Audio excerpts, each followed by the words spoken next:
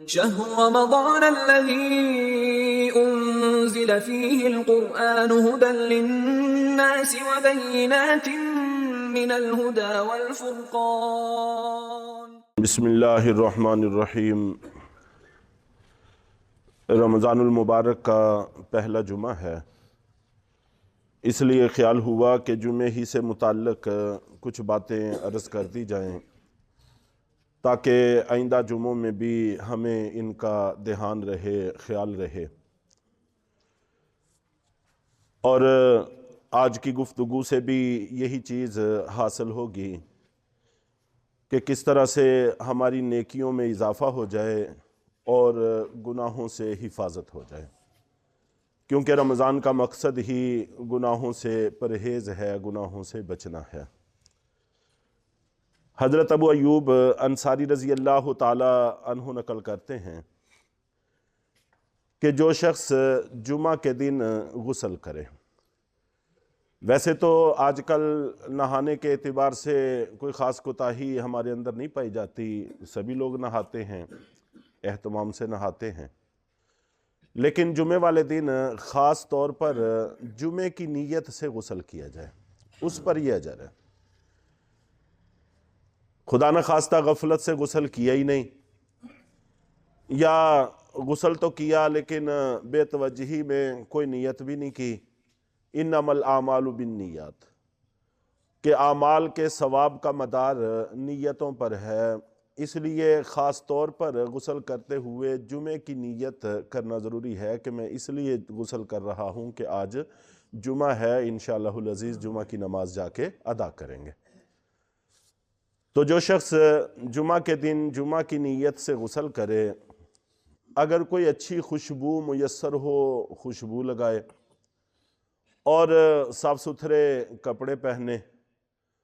اور اس کے بعد مسجد میں آئے، اور مسجد میں آ کر جتنی رکعتیں پڑھنے کی اللہ اس کو توفیق عطا فرمائے رکھتے پڑھے۔ چنانچہ صلاۃ التسبیح پڑھنے کا بھی یہ بہترین موقع ہے، انسان وقت پر آ جائے، آ کر صلاۃ التسبیح پڑھ لے۔ اور زندگی میں ایک دفعہ تو پڑھ ہی لینی چاہیے، ہر رمضان میں ایک دفعہ اگر ہو جائے تو سبحان اللہ، ہر جمعہ ہی ہو جائے تو کیا ہی کہنے، اس کی تو کیا ہی بات ہے۔ تو بہرحال جتنی رکعتیں اللہ توفیق بخشے رکعتیں پڑھے، یا تلاوت کرے، یا ذکر اذکار کرے، کسی کو ایذا نہ پہنچائے، اور مسجد میں دنیا کی باتیں بھی نہ کرے، کوئی شور وغیرہ نہ کرے۔ تو یہ جمعہ کی نماز اس کے لیے، اور جو اس نے غسل وغیرہ کیا ہے، یہ سارا کچھ اگلے جمعے تک کے گناہوں کا کفارہ بن جاتا ہے۔ یعنی اگلے 8 دن تک اگر خدا نخواستہ اس سے کوئی گناہ ہو بھی گیا تو اللہ تعالیٰ اس سے درگزر فرما دیں گے اور اس کو معاف فرما دیں گے۔ حضرت ابو امامہ رضی اللہ تعالی عنہ نقل کرتے ہیں کہ جمعے کے دن جمعے کے لیے غسل بالوں کی جڑوں تک سے گناہوں کو نکال دیتا ہے، اور یہ مبالغے کی بات ہے، گویا کہ کہنا یہ چاہتے ہیں کہ سارے ہی گناہ اس سے جڑ جاتے ہیں، دھل جاتے ہیں، یہاں تک کہ جو بالوں کی جڑوں میں چھپے بیٹھے ہیں وہ بھی اللہ تعالیٰ صاف فرما دیتے ہیں۔ اب غسل بھی کرنا ہے، مشقت بھی کوئی نہیں ہے، ہمارے لیے راحت کی چیز بھی ہے، صحت کی چیز بھی ہے، تھوڑا سا اہتمام، تھوڑی سی نیت کہ ہم نے جمعے کے لیے غسل کرنا ہے، ہم یہ غسل جمعے کے لیے کر رہے ہیں، کتنا بڑا اجر اور ثواب انسان کو حاصل ہو جاتا ہے۔ اور اسی طرح ہم گھروں میں بلا وجہ بیٹھ کر وقت ضائع کرتے رہتے ہیں، تو جمعے کے دن اہتمام کے ساتھ وقت پر پہنچنے کی کوشش بھی کرنی چاہیے۔ بخاری اور مسلم شریف میں نبی پاک صلی اللہ علیہ وسلم کا پاک ارشاد ہے کہ فرشتے جمعے والے دن مسجدوں کے دروازوں پر رجسٹر نامہ اعمال لے کر کھڑے ہو جاتے ہیں، اور جمعہ کے لیے آنے والوں کے نام درج کرتے رہتے ہیں۔ جو اول وہلہ میں اول مرحلے میں آتے ہیں، ان کے نامہ اعمال میں ایک اونٹ کی قربانی کا ثواب لکھا جاتا ہے، اور آپ جانتے ہیں کہ قربانی کا کتنا اجر ہے۔ کہ خون زمین پر گرنے سے پہلے ہی اللہ تعالیٰ اس کی مغفرت فرما دیتے ہیں، اور قربانی کا جانور قیامت والے دن اپنے بول و براز سمیت اس کے نامہ اعمال میں تولا جائے گا۔ اور پھر اگر ایک کھجور صدقہ کریں تو اس کے ثواب کو بڑھا کر اللہ رب العزت اس کو پالتے رہتے ہیں، اس کی نشو و نما کرتے رہتے ہیں، یہاں تک کہ تلنے کا وقت آنے تک اس کا وزن احد پہاڑ کے برابر کر دیتے ہیں۔ اور جب اونٹ ہے تو اس کا ثواب تو بہت زیادہ ہو جائے گا۔ تو بغیر کسی وجہ کے محض غفلت اور سستی سے ہم اس اجر کو ضائع کر دیتے ہیں۔ پھر جو دوسرے مرحلے میں آتے ہیں ان کو گائے ذبح کرنے کا، گائے کی قربانی دینے کا ثواب ملتا ہے، اور جو تیسرے مرحلے میں آتے ہیں ان کو بکرا ذبح کرنے کا، بکرے کی قربانی دینے کا ثواب ملتا ہے،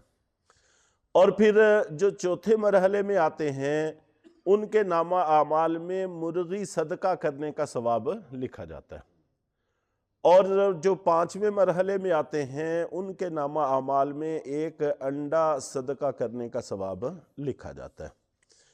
اور یہ بالکل آخری مرحلہ ہوتا ہے۔ اس کے بعد جب امام صاحب عربی خطبے کے لیے منبر کی طرف بڑھتے ہیں تو فرشتے اپنے رجسٹر سمیٹ کر نماز میں شریک ہو جاتے ہیں، جمعہ کا خطبہ سننے میں شریک ہو جاتے ہیں۔ اس کے بعد جو مجمع آتا ہے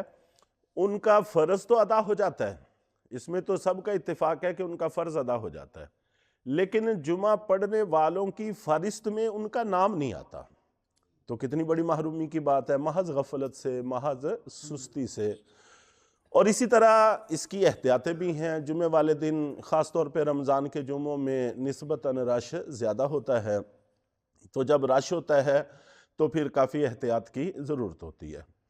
شروع میں آنے والوں کو چاہیے کہ وہ شروع کی صفوں میں مل کر بیٹھیں تاکہ آنے والوں کو آسانی سے جگہ میسر آ سکے،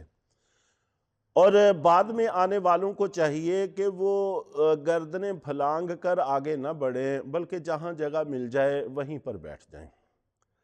چنانچہ اللہ کے نبی صلی اللہ علیہ وسلم کا پاک فرمان ہے کہ جو شخص جمعہ کے دن لوگوں کی گردنوں سے پھلانگ کر آگے بڑھتا ہے، ظاہر ہے جب لوگ بیٹھے ہوئے ہیں صفوں میں تو کوئی آگے بڑھے گا تو ان کے کندھوں سے پھلانگ کر آئے گا، تو جو شخص لوگوں کے کندھوں سے پھلانگ کر آگے بڑھے گا تو گویا کہ ایک پل ہے جس کو عبور کر کے وہ جہنم میں پہنچ گیا۔ تو محض تھوڑی سی سستی سے ہم اس طرح کے گناہ بھی کر لیتے ہیں۔ ایک دفعہ اللہ کے نبی صلی اللہ علیہ وسلم خطبہ ارشاد فرما رہے تھے تو آپ نے ایک شخص کو دیکھا کہ وہ لوگوں کی گردنیں پھلانگ کر آگے آ رہا ہے، تو آپ نے اس کو ڈانٹا اور فرمایا کہ بیٹھ جاؤ کہ میں تمہیں دیکھ رہا ہوں کہ تم لوگوں کو ایذا پہنچا رہے ہو۔ اور دوسری حدیث میں کچھ اضافہ بھی ہے کہ آپ نبی پاک صلی اللہ علیہ وسلم نے فرمایا کہ بیٹھ جاؤ، تم لوگوں کو ایذا پہنچا رہے ہو۔ جو کسی مسلمان کو ایذا پہنچاتا ہے گویا وہ مجھے ایذا پہنچاتا ہے، اور خدا نہ خواستہ اللہ نہ کرے ہمارے عمل کی وجہ سے ہمارے پیارے نبی صلی اللہ علیہ وسلم کو ایذا پہنچے تو ہماری بربادی کے لیے تو اتنا بھی کافی ہے۔ لیکن آپ نے ارشاد فرمایا کہ جو مجھے ایذا پہنچائے اس نے اللہ کو ایذا پہنچائی، اور پھر جو اللہ کو ایذا پہنچائے اس کو چاہیے کہ پھر وہ اپنا چارہ کر لے، اس کی تباہی اور بربادی میں تو کوئی شک شبہ باقی نہیں رہتا۔ اور ایک موقع پر آپ نے یہ بھی ارشاد فرمایا کہ جو لوگوں کی گردنیں پھلانگ کر آگے آتا ہے اس کا جمعہ ظہر ہو جاتا ہے،